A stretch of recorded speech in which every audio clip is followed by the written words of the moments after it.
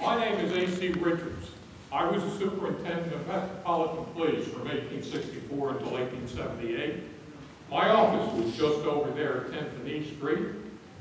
And I was in the audience that night of April 14, 1865. Would you be at all interested in what I saw that evening? Yes. Very well. We have some housekeeping measures to care for first. Those of you who have those devices you call cell phones, take them out and turn them off. They have not yet been invented. Please don't flash photography during the presentation. For anyone who might be interested in hearing more about this incident or discussing some of the questions that I bring up, feel free to meet with me in front of the stage after the presentation. And you might consider this may be your last opportunity to talk to someone who was actually there.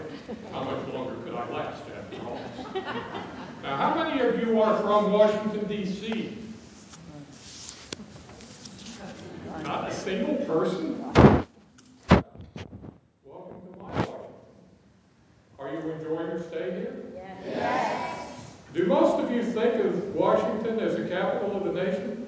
Yes. Well, let me let you in on a little secret. A lot of the people here today think of Washington as the capital of the world. It was not always so, however. My Washington was much different than the Washington you see today. In fact, Charles Dickens came here in the 1840s and he said about Washington, Washington is a city of magnificent intentions. It has grand avenues that start in nothing and lead nowhere. And indeed, there was not a single paved street in Washington well through the 1860s in my time. In fact, we had built the avenue down here to be the main crosstown route between the White House and the Capitol. The problem was that we built it on a floodplain. So every time it rained, that would flood out. As a result of that, most of the people who lived here used F Street just up here as their major crosstown route. That would become very important to the assassins on that terrible night. In fact, in 1859, our entire population was a mere 60,000 people. The only time Washington was really busy was between December and March, when Congress was in session. And then the town went back to sleep. And then the war came. And our world changed forever. By 1865, our population had grown to 250,000 people. Many of these people came here during those war years as pettifoggers and scoundrels. They were people who wanted to extract something from the federal government. I'm sure that's changed in your time. But they required a great deal of entertainment. And Washington became a very exciting place to live. In fact, we had over 3,500 saloons in 1865. We had more than 400, how shall I put this, houses of ill fame. And I should warn you that you today are on the good side of the avenue. All of the reputable restaurants, theaters, and houses are on this side of the avenue. The other side of the avenue is where we keep all the reprobates. In fact, between the avenue and what is now Constitution Avenue, and Constitution Avenue, by the way, in my time, was not there. That was the Grand Canal. It had originally been intended as a route between the Upper Potomac and the Eastern Branch, what today is called. By 1860, it had become an open sewer. So we like to regulate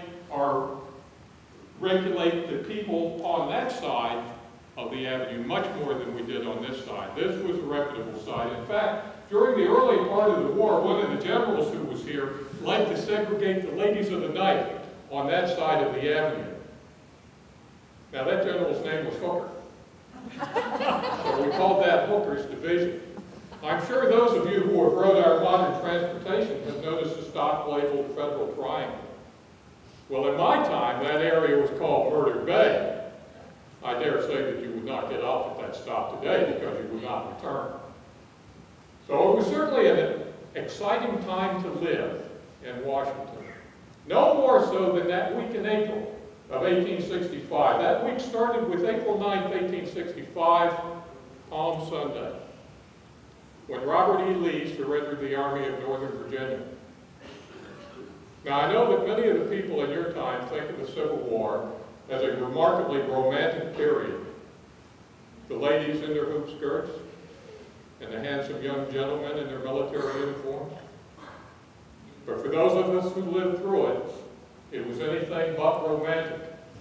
Now, certainly we all marched enthusiastically out the war in 1861. After all, the war would only last for 3 months. Many of the southern newspapers, including those here in Washington, said that the amount of blood that will be spilled in this conflict will not fill a lady's thimble. But by 1865, we had all seen the elephant. We knew what war was. We lost over 620,000 of our finest young men. These were the patriots amongst us, both North and South. They went off to fight for freedom, theirs and others. It was a whole generation of leaders lost to us. There was hardly a household untouched by mourning. In fact, the way we enlisted at the beginning of the war, entire communities marched off to war together and then never returned home. So on that following Monday, when we heard that Robert E. Lee had surrendered the Army of Northern Virginia, we were beside ourselves with elation. Perhaps this terrible time was finally over for us. Now, there were still over 100,000 Confederates in the field, and the Confederate government had not yet been captured. But everyone knew that Bobby Lee had the most important army in the Confederacy. So we thought this terrible time might be finally ended. A group of us Lincoln men, and I must admit, I was a Lincoln man then, I am a Lincoln man now, and I shall always be a Lincoln man.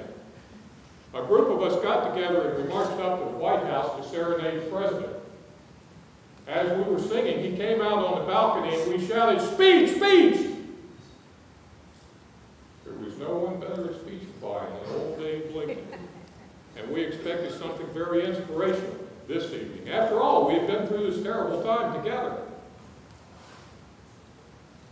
But old Abe, he hated to speak off the cuff. And he said if we come back the following night, he would be happy to have a few words prepared to say to us. So needless to say, we had grand expectations when we went back up there Tuesday evening, and he surprised us all. Not at all an inspirational speech. It was a very technical talk about how he was going to reunite the country, what would be called Reconstruction. And he told us that he felt that all the slaves should be freed, which was no surprise at all. After all, he had signed the Emancipation Proclamation in January of '63, freeing all the slaves in secession territory. And by '65, we had passed the 13th Amendment. So we were well on our way to eliminating this terrible blot, slavery, upon our Constitution. What he said that surprised us was that he felt that intelligent black men and those who fought for the Union cause deserved the vote. Positively shocking. But upon reflection, it seemed only just.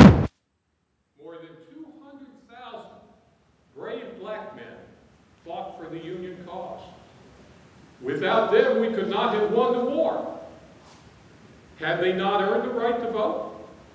Had they not? Yeah. Indeed. Many of us thought so, but not all. There were 3 men standing on the periphery of the crowd. One, dressed all in black, turned to the other 2 and he said, "And now, by God, I'll put him through."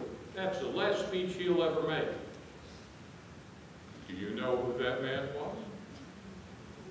It was Wilkes Booth. That's when this became an assassination. Now, the remainder of that week was one of happy celebration. In fact, on Thursday, April 13th, we held a grand illumination.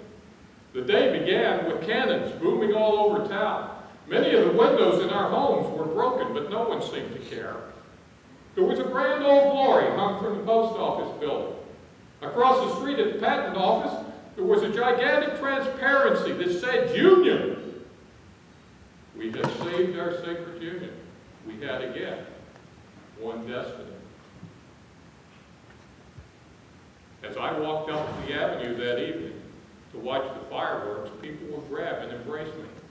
We were so happy that this terrible time was finally over.